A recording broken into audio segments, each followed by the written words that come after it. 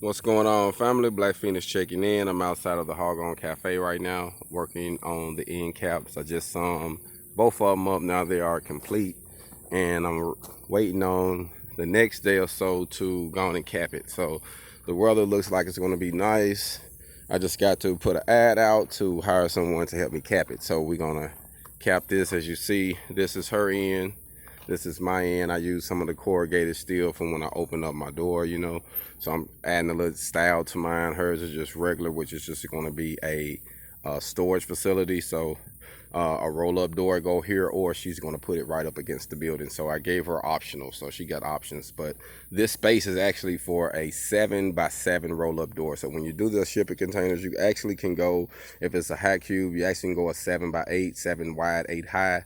But on this one, on cost efficiency, you really can just go 7x7 and save you, a few $100s. So that's what I'm doing with this one. Got it capped up. Our goal is to go on and cut it here soon. I got the weld out the top of the frames up here. I got everything up there tacked in real good, so that way I know how I need to have it. Here's my cut mark here. As you see that black mark, that's my cut mark. So that's where we're gonna cut this thing in half at. And we're going to cap these ends. And actually, this whole process that I'm about to get ready to do on this conversion can all be done in one day, as far as the capping, the welding on, and the separation. So we're gonna cut it. We're gonna put both of these on, and we're gonna do all this in half a day. So it's gonna be about, I'd say, about maybe a 4-hour period, So like I say, this is going to be her end. It's just a storage facility.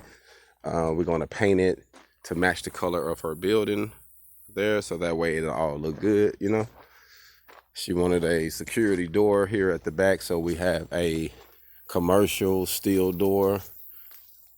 So on this one, it had a couple holes I had to actually patch, which isn't an issue. Patched them up good. One thing about these, you can try to smooth things off or whatever, but this is a shipping container. Get a good patch, get it looking good, and go on, you know what I mean?